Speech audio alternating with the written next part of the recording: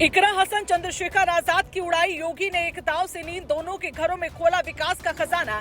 चुनावी ब्रह्मास्त्र ने सबको हिला डाला। वेस्ट यूपी का बिगड़ा झटके में गुणागणित।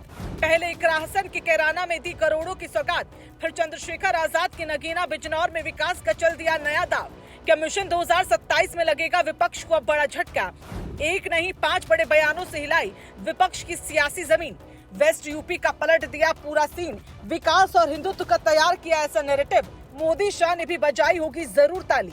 यूपी की सत्ता की सबसे बड़ी चाबी पश्चिमी उत्तर प्रदेश के पास होती है। यही वजह है कि चुनाव चाहे लोकसभा का हो या फिर विधानसभा का, सबसे ज्यादा नजर इसी इलाके पर रहती है। इस बार भी तस्वीर कुछ अलग नहीं, लेकिन फर्क सिर्फ इतना है कि अब मुकाबला सिर्फ भाषणों का नहीं बल्कि राजनीतिक संदेशों का भी हो गया है। पहले मुख्यमंत्री योगी आदित्यनाथ कैराना पहुंचे, वही कैराना जहां से समाजवादी पार्टी की सांसद इकरा हसन आती हैं। वहां उन्होंने विकास परियोजनाओं की सौगात दी, कांवड़ यात्रा की तैयारियों का जायजा लिया और कानून व्यवस्था पर अधिकारियों को निर्देश भी दिए।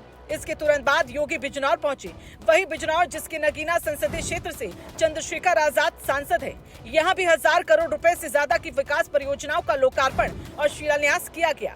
लगातार 2 राजनीतिक रूप से अहम इलाकों में मुख्यमंत्री की मौजूदगी ने पश्चिमी उत्तर प्रदेश की राजनीति में एक नई चर्चा को छेड़ दिया। राजनीतिक गलियारों में ये सवाल उठ रहा है कि क्या बीजेपी मिशन 2027 के लिए पश्चिमी यूपी में अपनी सबसे बड़ी रणनीति पर काम कर रही है। दरअसल योगी आदित्यनाथ ने सिर्फ विकास योजनाओं की घोषणा नहीं की, बल्कि अपने भाषणों में विपक्ष भी लगातार हमले किए।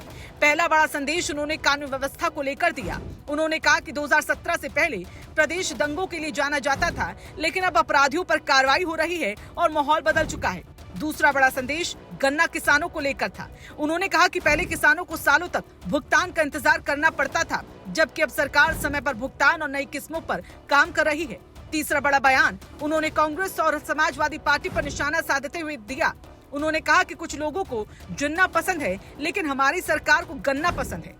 ये बयान पश्चिमी उत्तर प्रदेश के गन्ना बेल्ट में खास राजनीतिक संदेश के रूप में देखा जा रहा है। चौथा बड़ा संदेश उन्होंने विकास को लेकर दिया। बिजनौर में 1003 करोड़ रुपए से ज्यादा की परियोजनाओं का लोकार्पण और शिलान्यास करते हुए उन्होंने कहा कि सरकार का लक्ष्य हर जिले तक विकास पहुंचाना है।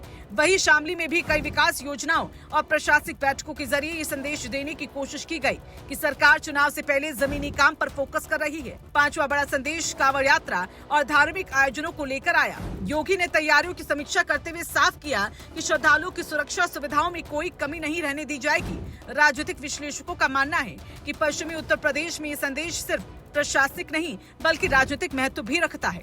अगर पूरे पश्चिमी उत्तर प्रदेश का चुनावी गणित देखें तो यहाँ जाट, गुर्जर, त्यागी, दलित, पिछड़ा और मुस्लिम मतदाता बड़ी संख्या में हैं। कैराना में इकरा हसन की सक्रियता लगातार बढ़ी है तो नगीना में चंद्रशेखर आजाद अपने जनाधार को मजबूत करने में लगे हैं। दूसरी तरफ बीजेपी विकास, कानून व्यवस्था, किसान, धार्मिक आयोजनों और लाभार्थी योजनाओं के जरिए अपनी पकड़ मजबूत रखने की कोशिश कर रही है। यही वजह है कि मुख्यमंत्री के इन दौरों को राजनीतिक नजरिए से काफी अहम माना जा रहा है। हालांकि कहना अभी जल्दबाजी होगी कि इससे चुनावी समीकरण बदल गए, लेकिन राजनीतिक हलकों में इस बात की चर्चा जरूर है कि बीजेपी पश्चिमी उत्तर प्रदेश में अपनी बढ़त बनाए रखने और नए मतदाताओं तक पहुँचने की रणनीति पर तेजी से काम कर रही है।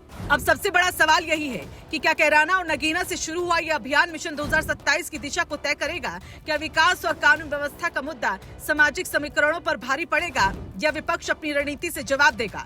इसका जवाब आने वाला समय देगा। फिलहाल इतना जरूर है कि मुख्यमंत्री योगी आदित्यनाथ ने पश्चिमी उत्तर प्रदेश में लगातार दौरे, विकास परियोजनाओं और अपने 5 बड़े राजनीतिक संदेशों के जरिए ये संकेत दे दिया है कि 2027 की तैयारी अब पूरी रफ्तार पकड़ चुकी है और पश्चिमी उत्तर प्रदेश एक बार फिर सबसे बड़ी चुनावी रणभूमि बनने जा रही है।